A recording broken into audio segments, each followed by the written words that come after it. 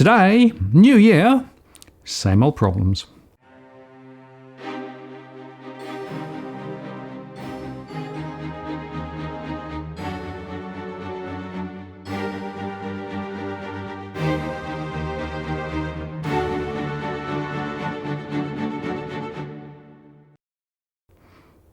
Hello again, it's Martin North from Digital Finance Analytics. Welcome to the latest post covering finance and property news with a distinctively Australian flavour. Today I'm joined by Tarric Brooker, journalist. Hi Tarric. G'day Martin, how are you, mate? I'm pretty good, hanging in there, but I was amazed at all of this talk about the new world happening in the new year. It looks like the old world's still there. Well, we've been hearing it since sort of about February or March that, 2021 is going to be better, 2021 is going to be different. And here we are, and, same old, same old. The virus is still here and people are storming the US Capitol. Yeah, just throw that a little thought in about the US. And of course, the virus seems to be a little bit more potent, and we're getting spot fires in various places across Australia. Brisbane's now locked down for 3 days in and around, that area of the city and in the immediate surroundings. Where do you want to start the conversation? Because I reckon we could talk for about 8 hours on all of this stuff. Oh, we certainly could. I think a good place to start would be on the issues with the virus at the moment, because there's some news in the UK. I mean, that's come out, and they've said that there's concerns from some of the chief scientific advisors to the Prime Minister that the vaccine may not be effective against the South African strain of the virus, or if it is effective, it may be reduced to effectiveness. Yes. Now, of course, everyone's been hanging out for the vaccine as the solution to the virus, right? And of course, a lot of money and effort and time has been put in around the world to try and create these solutions. But of course, they are quite specific based on the particular profile of the virus at a particular point in time. So the question is, how far is it morphing? And how far will it continue to morph? And I don't know whether you saw, but there was also some mention of a new strain over in Wuhan. No, I haven't heard about that. As a matter of fact, that's news to me. But it's just I think what's a little bit concerning at the moment with all this stuff surrounding the virus is the number of people who are going out there and saying we know definitively that this is not going to have any problem with the new vaccine, that it's all going to be fine. Now, very, very few scientists worth their salt who believe in the sort of old world scientific method of actually having a hypothesis and then testing that hypothesis would actually act in that way. So, the more sort of circumspect, more scientific scientists, shall we say, are, wanting to run these tests and, figure out for certain before they make all these promises. And I might have said this before on your show, but I think this is arguably the greatest moment of moral hazard in the history of the world. Yeah, well, it seems to me that we are getting more and more confused between communicating optimistic messages and pure science and politics. All of the three things seem to have got a bit scrambled, right? Because, there is a scientific method which basically says we come up with a hypothesis, we test it, and we see whether we're right or whether we're wrong, and then we go on and do it again and again, right? We seem to have short-circuited that quite a few times. And I noticed that the politicians are still saying, well, I'm taking advice from the health professionals. I noticed in the UK, for example, there was clearly some tussle going on between politics and health and politics over there, and it feels to me as though Boris finally got bounced into doing something better late than never, as it were. This is not normal, and I'm just concerned a bit with you that we are actually sitting on the precipice, and we could be facing significant issues as a result of it. Yeah, we could. I mean, all of these economic forecasts are predicated on the idea by sort of mid this year, sort of end of Q2, middle of Q3, that we're going to have the vast majority of the Western world's population inoculated against the virus, and that everything's going to be fine. Now, let's just hypothetically say that the vaccines continue to be effective, that there's no problems with the rollout, that everything is hunky-dory as they claim. I mean, I really don't think that we're just going to suddenly go from this struggle that we're currently undergoing, economically speaking, to this fanciful world where everything's fantastic. I mean, Jeremy Grantham had a great article out, I think it was 2 or 3 days ago, in which he basically said that once the vaccine arrives, that's when you're really going to start to see, the economy for what it is, because the stimulus is going to be removed, and the political impetus for further stimulus is basically going to evaporate, and then you're just left with this hole where the stimulus used to be. Yes, well, I think you and I have argued several times that the reason the economy is where it is because of all the stimulus. The reason the stock markets are so buoyant is simply all that liquidity being flooded into it, and the money's got to go somewhere, so that's going into the financial markets. And, the financial markets are saying, hey, no problem here, all-time highs in the US and, even strong here in Australia. When the tide goes out in terms of stimulus, I wonder what's going to be left. Yeah, I agree. I mean, at the moment, we've seen about $300 billion worth of stimulus flow into the economy since all this started back in, February, March. And the scale of it is just enormous. I mean, New South Wales alone is going to spend more on stimulus, around $29 billion, than Rudd did on cash handouts during the GFC, which was around $21 billion. Now, even if you want to play with an inflation calculator and do all those just different things and work out what proportion of the economy it was, we're still talking big, big amounts of cash. I mean, the last time Australia was spending this much money relative to GDP, we had the fourth largest air force and the fourth largest navy in the world, because that's where the money went, beating Hitler and beating the Japanese. But this time we have bugger all to show for it, except some higher corporate profits and jobs that I'm not really sure are going to, all of them are going to be there when all of this is finally removed. Because, never before in history has this much stimulus been withdrawn without there being a recession. That is, in Australian history, it's a historical fact. I mean, people say, but when it was withdrawn after World War II, that's because of the change from the wartime economy. Yeah, sure, I agree. That particular part of the recession was. But what people don't understand or seemingly overlook is that the recession wasn't just 1945, 40, early part of 1946. It was 1946 and 1947. So, it just doesn't compute to me, but, what do I know? Well, I've got this theory, and let me throw it at you, see what you think, right? I think we're in what's called MMT by proxy, right? There was a very strong argument over the last 2 or 3 years to say we need to throw a lot of stimulus into the economy to support the economy, and the old eternal verities of how to make an economy work may be questionable, right? But there was also a strong set of resistance to that, insofar that, that was a long way off the dial in terms of traditional ways of thinking, right? In a way, it seems to me that this has been a perfect creation of using the MMT type thinking, throw a lot of liquidity in and see what happens, right? So there were issues in the economy before the virus, right? A lot of liquidity thrown in through the virus, but not necessarily in areas that is going to create sustainable value. So when the stimulus is removed, if it is removed, and that's a question mark, I think it will be extended, frankly.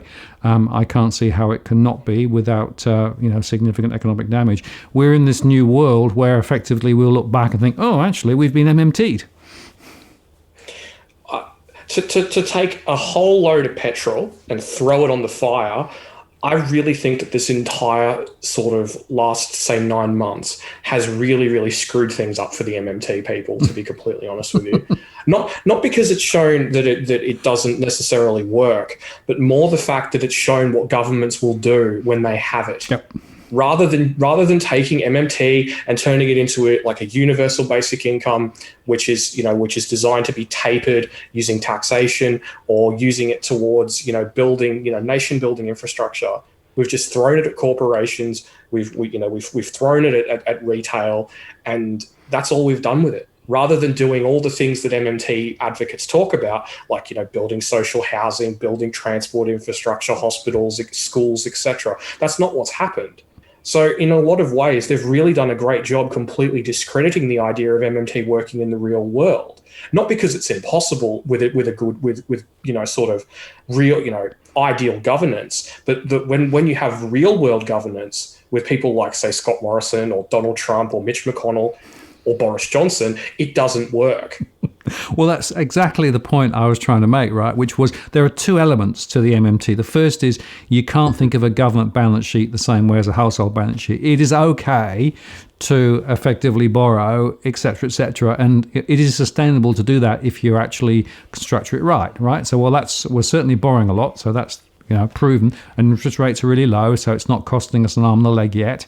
But the other side of it is what you do with it, right? It's where you make the MMT investments, and that's where, if you're absolutely right, what's actually happened in practice is that the money has been thrown to the normal parts of the crowd, the top end of town and big business, etc.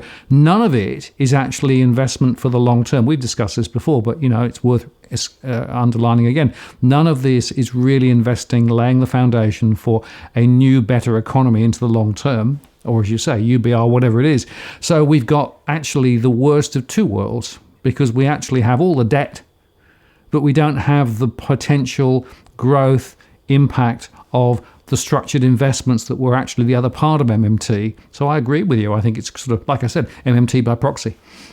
Yeah, and it's not even the good kind of MMT. I mean, if people wanted to try MMT as it's sort of envisioned in the ideal world scenario, that's something that I'd be interested in seeing, done on a pilot type scale. But just before everyone flames me to death in the comments, but what we're seeing now is just very much not that. And I don't think, say for example in the US, it's created these unrealistic expectations. 65% of Americans, when polled, said that they support getting $2,000 a month stimulus checks for every man, woman, and child until the pandemic is finally over. Now that's insane. Now, I'm generally on the side of the deflation, outside of food and a few other commodities, but to be completely honest, if Biden's going to keep throwing $2,000 at every man, woman, and child in America every few months until the economy gets back on its feet, we are going to see inflation, at least in that sort of short-term time window, because you're going to have all this demand and not enough supply. Yeah. So it's clear, I think, that it's likely Biden will get majority in both houses, right? Looks like that's the way it's looking, which means that, and the markets are banking on this, one of the reasons why the stock markets went up rather than down when all the shenanigans happened yesterday in the US. It's because the expectation is that Biden will actually lead significantly more stimulus into the economy. Whether it's the right sort of stimulus, as we discussed, well, that's pretty questionable. But the question is, does that lead to better economic outcomes over the medium and long term? And give me an example of where it has. I can't find any. It's because there isn't one. Ah. In fairness, the Japanese have tried throwing money at the economy periodically. Yep. For what, nearly 30 years? Yeah. Over 30 years now, since 1989. Yep. They've done it. The Europeans have done it. Realistically, it's not going to create the kind of positive feedback loop that you get when you invest in nation building infrastructure, in things that actually grow the parts of the economy that are productive. All you end up with is sugar hit after sugar hit after sugar hit. And that's what you've seen in Japan. Every time, they'll inject some stimulus, there'll be a sugar hit. The Japanese government will raise sales tax in order to try and start recouping some of what they've injected. And then it all just falls over all over again. And then it's just, we'll try it again, but this time we'll call it Abenomics instead of just throwing shed loads of money at the economy. Yeah, and that is really the point. So far as I can see, there is no exit path out of this, right? And, if I take some of the Scandinavian countries, for example, Denmark, who's also been at this for quite some time, they've had negative rates, I think, since 2012 or some silly thing like that, right?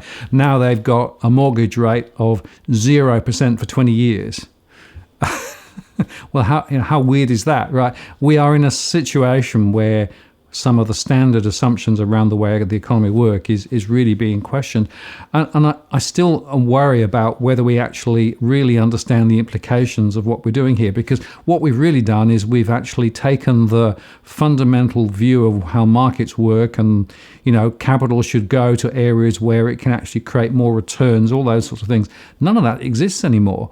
We're in a whole new world which is being top-down controlled, top-down supported by massive amounts of liquidity, but I don't think there's a clear plan as to, one, where's it going to lead? And two, how do we get out of it? No, we're stuck in this sort of. I like to sort of look at it as, you're sort of trying to cross this big cavernous, canyon, and there's this path across, and it starts out very, very wide, and you go, oh, that's not too bad, we can do that. And as we're getting, as we go further into the future, the path is just getting narrower and narrower and narrower to the point where it's basically just one false move, and the whole thing will just fall over. You just fall into the cavern, and that's the canyon, and that's it. And I think that's really the crux of the problem at the moment. We're seeing bond yields rise in the US and elsewhere as a result of Biden's election and the market pricing in, this wave of stimulus that it's expecting. But by the same token, it's like if bond yields rise, stocks are eventually going to get hit.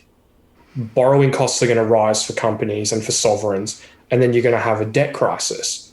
So you're sort of stuck in a situation where bond yields have to stay low, but you want the economy to fire at the same time. But if the economy fires, then bond yields have to rise. So you're stuck in this really, really difficult Goldilocks situation where if the economy ever does anything more than sort of, happily stagnate with, sort of relatively low real levels of growth, you're stuffed. So that's sort of the problem as I see it. And I don't really know how more people aren't just going, oh, crap. If things actually do accelerate, if they do actually get inflation in the US and they have to raise rates, if the market forces a rise in rates, whether the Fed will actually raise the overnight rate is another matter, but the bond market's going to do its own thing anyway. Yes, I think the bond market is a very good forward indicator. But, I'd also say, well, buy Bitcoin then. That's the answer. I mean, everybody else is at the moment, surely. Oh, God. That puts me in a difficult position. I say something positive, I'm going to get flamed. I say something negative, I'm going to get flamed. I've very much tried to extricate myself from the whole Bitcoin debate.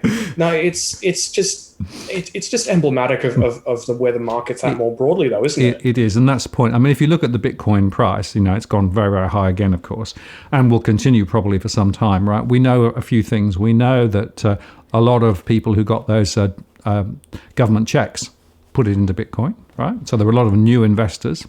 We also know that the momentum is being reinforced by some of the financial services sector companies that are actually big investors now, and PayPal and those sorts of things. So there is a sort of set of structural dynamics that's actually driving it higher. But there is really, nothing underneath it, right? I mean, it could go the other way just as quick, but it just illustrates, for me, as a microcosm of what's happening more broadly in the financial markets. Yeah, I go back to what Grantham said the other day in his newsletter. That basically it's quite obvious it's a bubble, but everyone, pretty much everybody knows it. But it's just the fact that nobody wants to get off the ride while it's still going vertical. Well, that's the point. And the old point is, if you can pick it, then you can probably do well. It's interesting. A few more significant investors have actually now stepped on the sidelines saying, well, we rode it up and that was good, but we're now going to wait and see what happens. And wherever you look, so whether you look at stocks or whether you look at Bitcoin or, other asset classes too, I mean, New Zealand, right? Look at New Zealand property, right? That's gone way through the roof, right? Again, no real justification for the amount of value that's being, quote, created, right? It's just another artificial bubble. Or indeed, property in Australia is probably going up again as well because of it. So we've got bubble everywhere, right?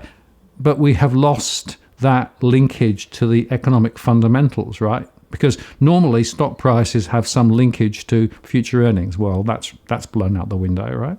And how do you justify the value of Bitcoin other than, well, there are more people buying and selling at the moment? Bit the same with property, but it's nothing to do with fundamental value at all. No, but I mean, the question is, how long can the sort of gulf between the two be sustained? Because we are heading for this very, very difficult situation at the moment, because, if we do see this absurd stimulus in the US, it's going to prove a catalyst to either, this is the new paradigm of absolute insanity, and the investors are just going to accept it because, they'd much rather their investments don't fall, or we'll see, the bubble eventually collapse. I mean, to go back to Grantham once again, he said sort of, summer in the US, end of summer in the US. But I mean, it's really, really tough to time. I mean, that's why they say don't bother, really. I don't think you can time it, because if the stimulus goes on getting thrown into the system, right, and the chances are the Fed will be throwing a lot more liquidity in for a long, long time, right? The Reserve Bank is doing it here, quantitative easing, et cetera, all around the world. Look at the amount of central bank balance sheet growth that there's been, and it's going to continue. So that really is something which changes the understanding of how economies work and markets work. Therefore, I don't think it's possible to predict when that might end, but it probably will at some point. That's why it's so tricky, right? So that's why I run different scenarios. There's a scenario where this, continues to run for quite some time and prices go higher. But there's also another scenario that says, oh, hang on, we could actually find it dropping the other way. Somewhere between those two truths is the truth. I just don't know where it is. No, it's pretty tough. I mean, I was reading this analysis the other day. I think it was by JP Morgan, and they were saying if the US economy struggles, the Fed's going to expand its balance sheet from around $7 trillion now up to over $12 trillion. Yep. And I'm just like, and that's in the next 12 months, for God's sake. Exactly. Yep. Well, I was reading the four sell-side investment banks, and they're all basically predicting significant further Fed injections, right? Somewhere between 3 billion and 7 billion or more over the next 12 months. And so they're all arguing, that means that stock markets will be higher, significantly higher over the next 12 months. So that's what they're all saying. Well, the thing is to me, at least, the conclusion I've sort of come to is that it's all psychology. It's not like they haven't. No, well, it is. I mean, you look at Japan, you look at Europe over the last 30 years, they've both thrown massive amounts of money at their economies through QE. Both have much larger balance sheets than the Fed. And both of them, up until very recently, had pretty lackluster stock markets. It's only the fact that, that the US market's rising, and the rising tide lifts all boats. But by the same token, the fundamental, sort of reality of injecting liquidity into the economy and into the market, it didn't actually work in terms of, creating this sort of, parabolic rise in asset prices that we've seen. I mean, look, maybe you could argue that prices would have been even lower if they didn't do it. And that is the argument used by some of QE's advocates. But, by the same token, we've seen a very, very different set of outcomes with this injection of liquidity and the Fed's injections of liquidity in general compared with the BOJ or the ECB. Well, that's absolutely true. But, you've got to ask yourself, where is that liquidity going? It's not going to the real economy. It's not actually creating new jobs. It's not creating new businesses. It's not investing in the future, right? It's just inflating the value of existing stocks, shares, Bitcoin, et cetera, right? That is not actually real growth. No, it's not. And more than that, doing it at a time like this is just like, it's like looking at a book of how to create a revolution and just going to chapter 2. You've got 20 million people unemployed in America. You've got, riots across the entire country, not seen in probably 50 years. And the Fed and Jerome Powell and Janet Yellen look at that and they go, yes, let's create a massive asset bubble and drive enormous inequality and have stocks at all-time highs, every other night on the news, while someone's sitting there having their heat turned off because they can't afford to pay their electricity bill. Well, it's that dichotomy, isn't it, between the real economy and real people and the financial markets and the few percent who actually are benefiting what's going on. And all of the statistics that I've seen highlights the ever larger tilt towards the few with a lot against the many with not much, right? And in a way, that was what Trump was sort of tapping into over the last 4 years, wasn't it? This inequality, this sense of, well, the guys over there are having fun, but we're not. Nothing has really fundamentally changed, though, and in a way that tilting is getting more extreme. In some ways, I think, and this is probably going to be an unpopular opinion, but what's new? But I look at Trump losing the election, and I'm not entirely sure that from a broader overall, sort of a long-term, say 10, 15-year perspective, if that's going to be a good thing for America overall. Now, I'm not saying that because I think Trump was an especially good president. He wasn't. But it's the fact that now Biden and the Democrats have to deliver on the expectations of the people. And the expectations of the people, now that they've thrown all this stuff about giving people $2,000 and, unlimited government support and stuff, they've now created this series of unrealistic expectations that they cannot possibly meet. So in 4 years' time, what are we going to see? Biden is apparently, the general consensus is Biden is only going to be a one-term president because of his age. So we're going to see populism rising on both sides of US politics as the middle class and the lower classes continue to get screwed by the Fed and government policies. So you just got to ask yourself, where does this end? I mean, in a way, I think it probably would have been better if Trump was replaced by someone with a bit more vision, with a bit more sort of ability to deliver on the promise of change and hope we can believe in, as Obama would say. But I'm just not sure that this is going to be such a positive in the long run. You can't. Sure, you've got rid of Trump, you've got rid of the stupid tweeting at 4:00 in the morning, and randomly shit stirring and all that sort of stuff. But it doesn't change the fundamental problems for America. Those all still exist, and in a lot of ways, I think that the alliance that has formed around opposing Trump is now going to fracture, because it's going to be everyone for themselves. I mean, it's no different than in a civil war. Once one side wins, they all break off and they all start fighting with each other for control. Yeah, well, it was clear that towards the end there was an alignment of interests in the negative sense, right? Do something about Trump, rather than the positive sense of, here's an alternative narrative for how to actually take the economy forward. In fact, you could argue, I think that Biden was very much positioned as not Trump through the whole campaign, right? There wasn't a huge amount of detail in terms of what those policies might look like going forward. And so that's the first point. But the second point is, you're absolutely right. On the things that he's actually taken a position on, those are very big promises, and it's going to be very tough to deliver them. And, you mentioned that horribly large number of people unemployed or underemployed in the US. I mean, that is a true economic nightmare that is really going to play out. And it's going to play out on the streets, not just in the financial markets. Yeah, it is. And I mean, to sort of, go back to my, original niche when I started all this history, people forget that back in sort of mid-1929, Germany was prosperous. Germany had one of the most integrated populations in Europe. It had one of the highest rates of intermarriage between Jews and, non-Jews in the world. And then it went from that to Hitler being in charge in less than 4 years. Everything went pear-shaped so quickly because of the Depression. And that is the sort of situation that we potentially face. I mean, if we did exactly what Germany did in the late 1920s, early 1930s, we would have a depression right now. If we didn't throw all this tens of trillions of dollars, we'd be sitting here talking about a depression. It really is that simple. And we still face, a long-term economic crunch, whether you want to call it a depression or a long-term, sort of real economy recession. It just depends on how you define it. But it just really goes to show how quickly things can go downhill. They're storming the Capitol with their stupid Viking hats today, but what is it going to look like a year from now or 5 years from now? Well, let me tell you about my K theory, right? Because I think we've got a K-shaped recovery going on at the moment, right? But what that means is we've got some parts of the economy doing reasonably well, and we've got other parts of the economy doing very, very badly, right?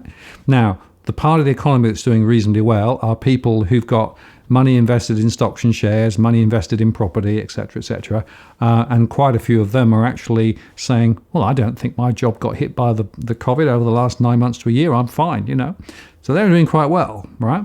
It's the others who actually have lost their job, lost their hours, the gig economy workers, the self-employed people who never got any support, right, who are seeing things getting worse and worse and worse. There's a lot of small and medium enterprises in Australia as well in that same category, right? But what's interesting is if you look at the weight of numbers, right, there is slightly more in the upper leg of the K than the lower leg of the K. Sufficient, I think, that if there was an election held later in the year, and it's probably October from what I'm reading in terms of when it could be, there is enough support to get ScoMo back from those who are actually feeling positive about what's currently going on. Never mind the lower leg of the K, which is continuing to decay and will continue to decay into the future. Now, that's how I'm looking at the economy. So it's not one economy, it's two economies. And it's very much two narratives, right? But all of the conversation is in the upper narrative, upper leg of the K. That's where all the sort of enthusiasm and positivity lies. The lower the leg of the K is where the real issue is. And that is where I think the seeds of potential destruction later are actually being laid now. Ironically, I don't think much has changed, as silly as that may sound. The number of people in the lower leg of the K has changed. Yep. That's expanded significantly. Yep. But the people in those situations, people who are struggling, people who have on lower incomes, on welfare, people who have all manner of issues, whether it's mental health or substance abuse or whatever, they've that those ranks have grown exponentially since the start of the year. Yep. And really, those people are being treated the same way they've been treated for the last 40 years. That, maybe not 30, probably more like 25 years, since Howard. But, that's roughly, things are roughly the same as they have been. And it's frustrating to watch. I agree with you on that. And you're right. I don't think it is going to change.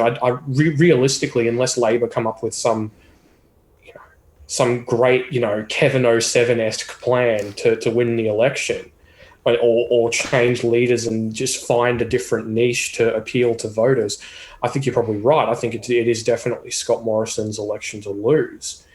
But it is just concerning watching all this play out. I mean, to be honest, generally speaking, I think Australians are probably too apathetic to really do anything for the most part. I think things will have to go cataclysmically wrong before you do see a critical mass of people out there in the streets in the way that you'd see it in Italy or Greece or Spain. But I think that realistically at this point, Australia's biggest issues are probably, at least in, say, the next 12 to 24 months, they're not actually domestic, they're global.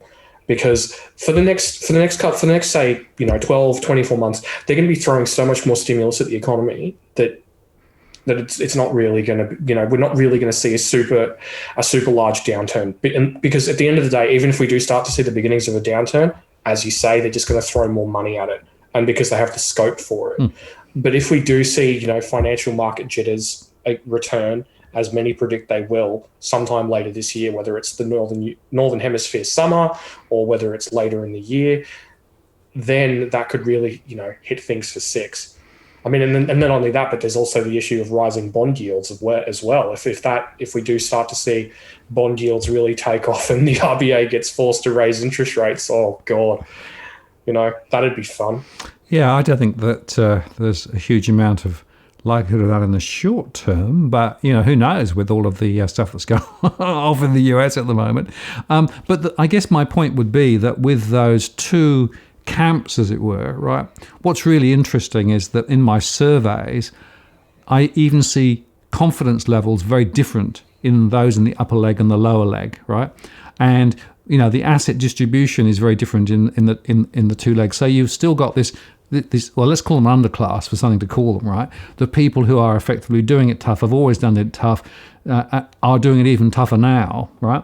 And I guess my question is, who's got their back and who's representing them in dialogue and debate in the country? Well, I suppose realistically, to be completely honest with you, it's probably the journos and the people in the media, the few people who do place their focus on that. There are a few of them out there. People like Dave Donovan from Independent Australia or Michael West. They do a great job, covering all that sort of stuff. But in terms of the mainstream, like you say, it's mostly the positive, economic hype driven agenda. And realistically, in government, I mean, look, don't get me wrong, the Greens on these issues, there's say Senator Rachel Seward. She did a great job covering all this sort of stuff. But the problem is that the Greens, sort of, shall we say, their positive attributes when it comes to things like welfare and stuff like that ends up getting drowned out by all the other stuff. Whether you can argue all you like, but that's what happens in the media. Whether you think it happens or not, and from an overall perspective is a matter of opinion. But realistically, there's not really anyone on a large scale standing up for these people who need to be heard. Right. And if I think of it in terms of the main political power blocks, right, I would argue that both Labour and the Liberal Nationals are sort of much more focused on the upper leg of the K than the lower leg of the K, despite what they might say. The upper leg of the K is where you win elections. That's the point. To be completely honest with you, yes. That's it. I mean, and it's not just the fact that it's the majority; it's the fact that that's where swing voters live. Yep. If you're someone who's been hammered by the welfare system, it's not gonna be likely that you're going to turn around and vote for Scott Morrison, who's told you that the best form of welfare is a job, when you've got laid off in your late 50s and you've been trying for 4 or 5 years to find a job and you haven't been able to, despite your best efforts. You're not going to turn around and vote for him after he's been disparaging you, albeit indirectly. And it just doesn't look good, to be completely frank with you. I mean, like, I look at Australia and I was like, well, crap, we've got problems. Then I look at the rest of the world, especially the Americans, and it's like, this is recipe for revolution stuff. It's like, I mean, I'm not saying that it's going to happen anytime soon. This sort of stuff takes time. But by the same token, if you look at, say, the Arab Spring, it happens very slowly and then all at once. But you see, the point, I think, is that the neoliberal philosophy, which is underpinning both sides of politics in Australia, right, is very strongly aligned to the upper leg of the K, right? And you can see the same things happening again, effectively debt. More debt is good, even more debt is better. People can actually bring forward stuff into the future. All of that stuff is there. The companies are behaving the same way. So that there is a fundamental set of doctrines that underpin both sides of politics, right? So they're not actually on opposite sides of the fence on this. They're actually on the same side of the fence, right? But the thing I'm concerned about is the implications of that for the rest of society. And I guess, somewhere at some point there has to be a discussion about inclusivity and what is society for? Is society really for making a proportion of it ever more affluent and, forgetting about everybody else? Or is there an alternative narrative that says a more inclusive strategy should be there? And I guess that takes me to sort of come back to quite often, which is, what are we here for? The problem, as I see it, is that, while I agree with you that we need to have that discussion when we should be having it now, or frankly, we should have been having it well more than a decade ago. No. The question is, do the politicians believe that we need to have that discussion? No, and I would wager the answer is no. No, they don't, and because they're putting all their effort in that upper leg of the K, right? And there's enough there to actually win an election on.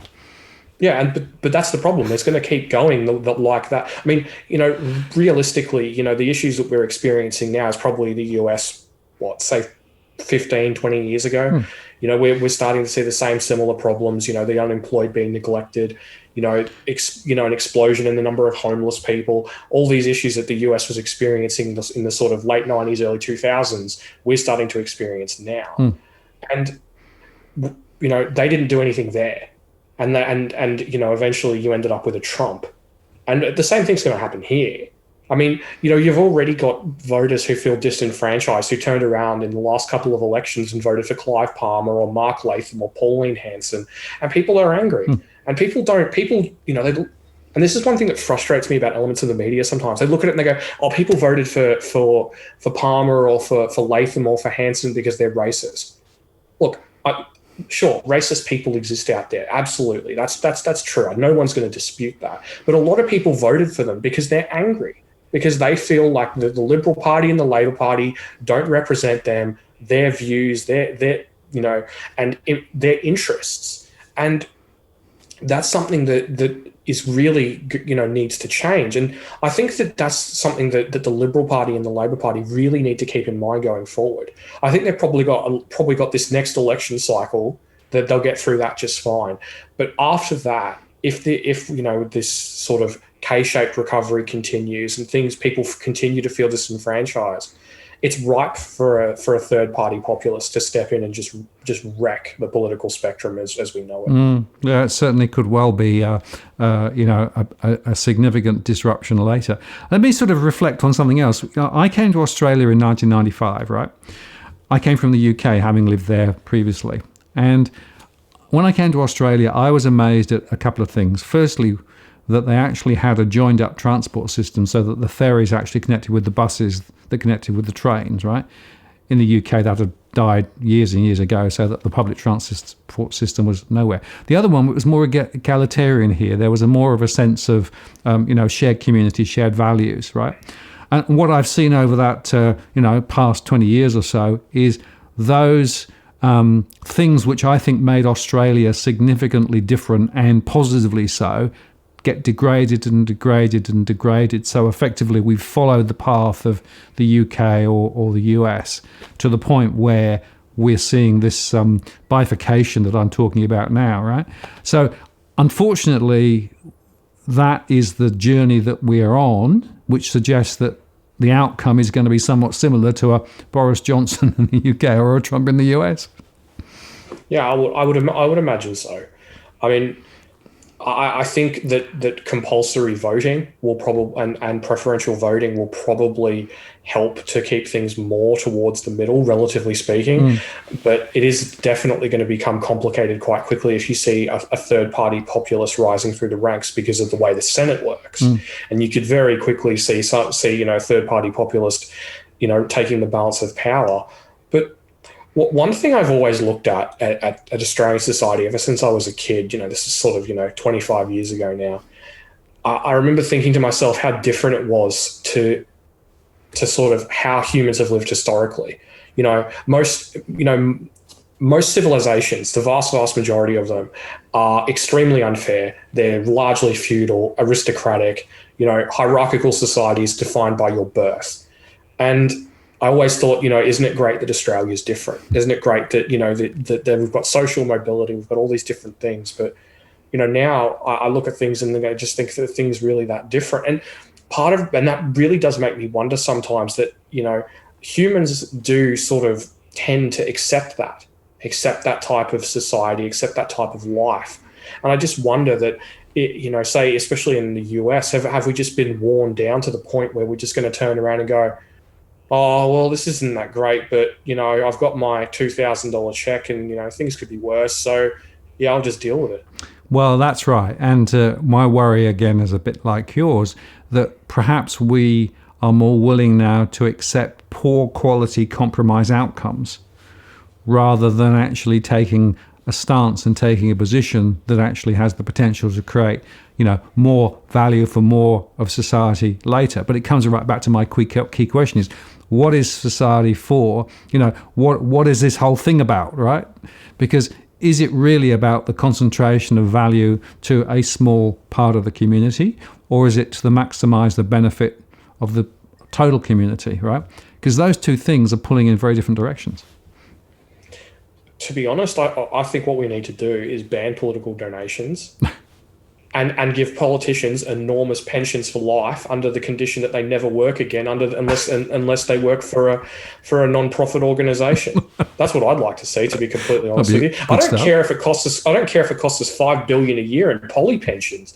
You'd still end up being better off, because at least then they're not doing it in order to get some cushy job after they finish their time in office. Because that's the problem. You look at the boards of these companies, these big ASX listed companies, and it's like, well, that's a former minister, and it's like, well, I'm sure they're there solely on their merits and not the fact that they're connected to the political class at all. Don't get me wrong, I'm sure some of them are very, very talented folks, but from what I've heard, some of them are less than stellar. Well, there is certainly a game of hopscotch in town, I think, where people go from one sort of type of role in politics to various other roles in the private sector and actually, are able to benefit from that. Like I said, there is a section of the population that's doing really well, thank you, and, are enjoying the wealth that's being created and enjoying the machines that have been created, metaphorical social machines. But I just worry about who's looking after the rest. And I'm sorry, but I don't see enough focus on that broader question. And I really am disturbed and concerned that the things that we saw in the US in the last 2 or 3 days is a harbinger not just for them, but potentially for us later. So that's why I'm very concerned at the moment. This may sound really horrible, but here we go. I'm known for that anyway. But here we go. I honestly, I would love to see people get angry enough to do that. To be completely honest with you, to get to actually not necessarily break into Parliament and go mess up all their crap, but to be angry enough to actually act, to be angry enough to get together as a movement to actually tell the politicians that enough is enough. And that is something that we deeply need in this country, because everyone just seems so just happy enough to just kick back and watch the TV they bought with Afterpay, and eat and eat their meals that are funded by JobKeeper, and just watch The Bachelor. Yep. Well, A is for apathy, and A is for Australia. I think, to be honest, we've had it so good for so long. Yep. I mean, like I think about, say, for example, like my quality of life growing up relative, in terms of what the government provided, like, a decent school, we had, one of the best quality health systems in the world. We had, wide open spaces where kids could play. We played cricket and soccer in the street and didn't have to worry. You went on day trips with your parents out to, Mount Dandenong or Cape Schanck or whatever without having to sit in traffic for 1,000 million years. And that's gone. That's dead. Yep. Like I often, drive into like an Australian capital, because I'm a driving sort of guy, and I often drive into an Australian capital after a couple of years of not being there, and I just think, holy crap, Yep. This has gotten so much worse. And because we're all like the frog in the boiling water, we don't realize that, oh my God, traffic has gotten horrible, and now there's 35 kids in my in my kids' class, and they're not getting the help that they need, and it's just, and we vote for the same bloody people anyway. It's just like, all right, it's democracy. You do that. That's fine. Well, yeah. I mean, it's an interesting question, because a lot of people do recognise some of the things you're talking about and what we've been talking about, as significant issues. But then it's a bit hard, and the sun's shining, and there's stuff on the TV, and I'll just go and watch that and forget about it, right? I'm a great believer in taking an initiative and, making a fuss and trying to get some of these issues more broadly tabled, because I think that's critically important for our future. Because without it, we're just going to become more and more debilitated as a society, and more polarized as a society, and less able to do the sorts of things that, we would aspire to do or could do 20, 30 years ago. Yeah. And just to sort of, go off on a little bit of a personal rant for a moment, I'm getting kind of sick of my generation being thrown under the bus, to be completely honest with you. Fair enough. We get thrown under the bus on housing affordability. We get thrown under the bus on living standards. And then and as all the baby boomers retire, we're gonna be the ones who pay the taxes, who are gonna have to foot the bill for them in their retirement.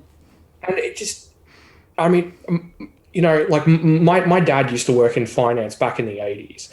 And I remember him telling me stories when I was a kid about how horrible the dependency ratios were going to be in Australia once we hit sort of, the 2010s, 2020s and so forth. And it was only going to get worse and worse for a long, long time to come. And that basically my generation was going to be saddled with all these horrible taxes to pay for the retirements and the health cares of the boomer generation.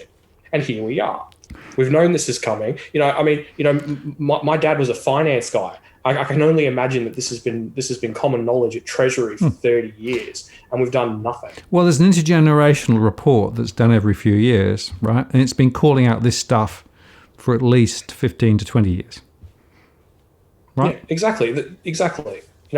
All the data is there. Correct. So we're all so this generation, my generation is being completely thrown under the bus. We have to deal with the higher taxes, the higher housing prices, and if you don't like it, you can, what do they say? If you don't love it, leave it, And it just gets me, because at the end of the day, like, a lot of this stuff is already baked in. There's nothing that we can do about things like dependency ratios. We're stuffed on that. But it would be nice to be able to maybe at least get an affordable house while I pay the excessive taxes to fund my parents' pensions. Yeah. No, I'm afraid that the intergenerational stuff is, very significant. And what I find quite interesting is that there is a sense amongst some younger people but that's just the way it is, right? Because when they went to university, they got a big debt. They're expected to have a big debt for their mortgage. They'll have credit cards, so that they're wired to think that debt is just the way it is, right? It doesn't have to be like that, right? There is a set of determinants that actually are wired into the way society is, and that's the outcome. But the point is, those are actually things that could be changed if there was an intent to change them. The question is there enough intent, and is there enough interest amongst those in positions of power to address some of these issues? And the answer is no. The only way that's going to change is if those who actually are actually exposed to some of these issues begin to actually make a little bit more of a fuss and use the democratic process a little bit more to actually make sure that politicians and those in positions of power actually understand that all is not well. Well, it really makes me understand why, like, I talk to people in my sort of age group about all of this, and people would despise them for thinking this, but they're just like, they just say to me, I'm so hoping for a housing crash. I'm hoping that we have a financial meteor that just completely guts the whole bloody thing and forces a reset, because realistically, for that is their only hope, to ever have the kind of life that that their parents enjoyed. And that's just horrible. I'm sorry. All these people can say, oh, it's so fantastic that housing prices are rising. I'm sorry, but get stuffed. No, seriously. There is proof from the Bank of International Settlements and the RBA that if housing prices keep rising as due to household debt, that basically people don't have enough money to go out there and spend. Yep. So basically the economy stagnates and you end up with the Australia that we had in 2019. Yep. So how is that positive? It's not. It's like, are you people idiots? You've got this evidence staring you in the face, but you're like, oh, but the wealth effect. I don't know whether you know The Hitchhiker's Guide to the Galaxy. I do. It is a brilliant series, right? But there's a thing in there called the Shoe Event Horizon. And I just want to take you through that because there's a wonderful analogy between the Shoe Event Horizon and property, right? Basically, the story goes like this. There's the particular planet, right, where there's an economy, but over time, more and more of the economy is actually to do with shoe shops and selling shoes, right? Because that's actually what everybody wants. So essentially, over time, there are more and more and more and more shoe shops, right? And then there is the shoe event horizon, where the only thing actually is there is shoe shops. So the whole society collapses. And then a million years later, you can go back and you can see in the sort of in the bedrock, right, the line of the shoe event horizon, right? I think we are in the property event horizon even now, because more and more and more of the society, banks, money, debt is aligned to property, right? But the result of that is potential we're getting closer and closer to that equivalent of, the property event horizon, let's call it, right? I mean, that's a serious point, that effectively it completely distorts the broader economy.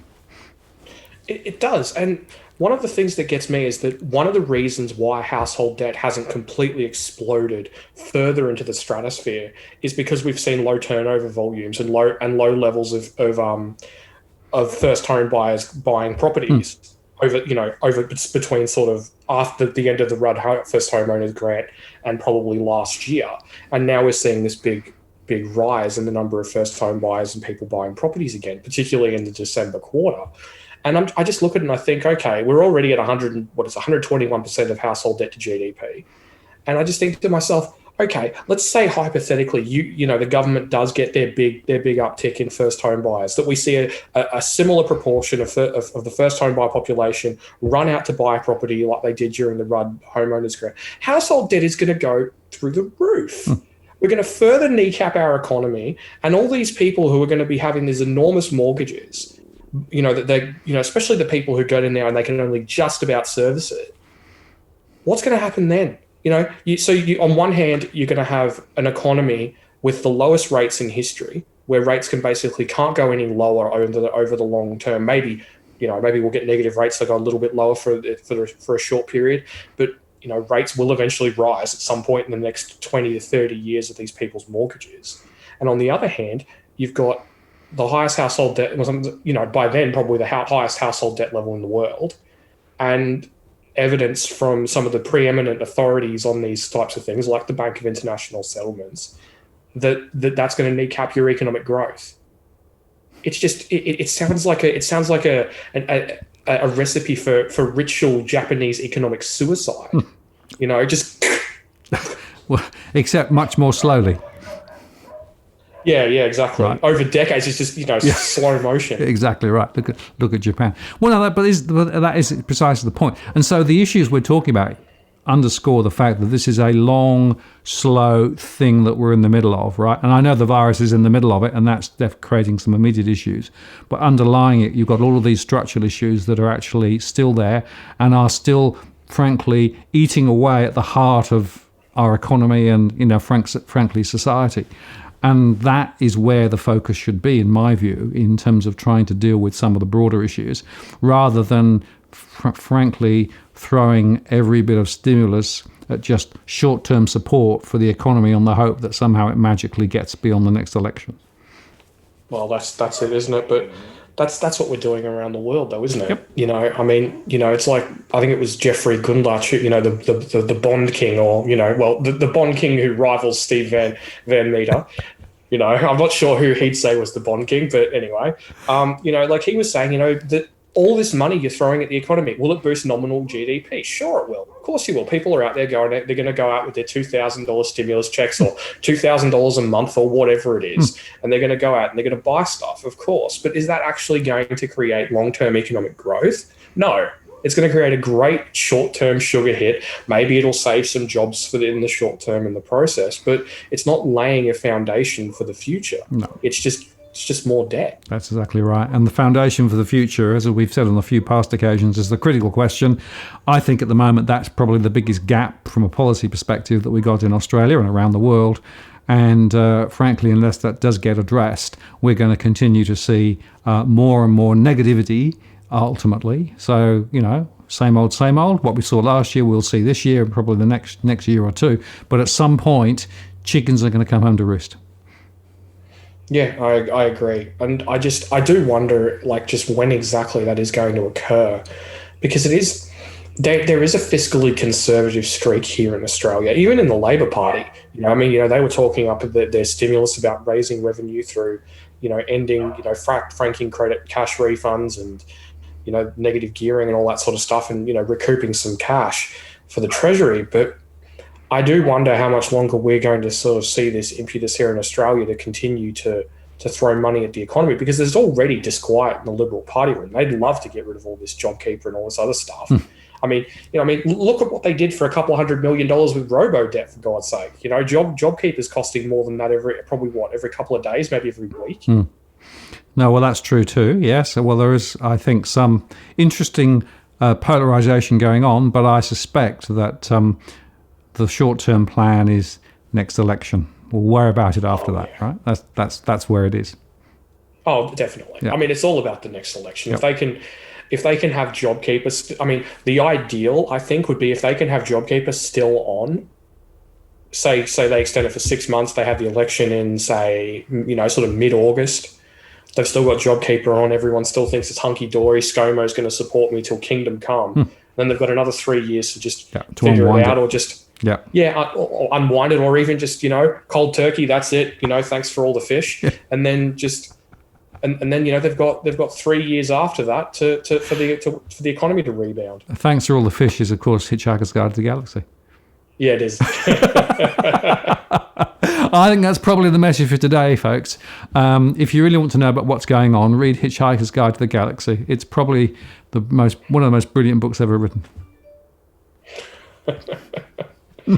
It's going to be an interesting year, mate. It certainly Certainly is. is. Well, we'll catch up again soon and continue to pull the eyes out of it as we go forward. I think there'll be some interesting repetition of some of these critical themes, but things are definitely not necessarily on the improve based on what I'm seeing at the moment.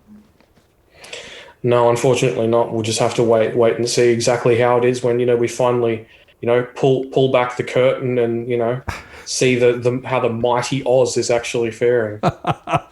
Okay, well, we'll pull back the curtain some more next time. Tarric, thanks for your time today. Appreciate it. No worries, mate. See you soon. See you. Bye.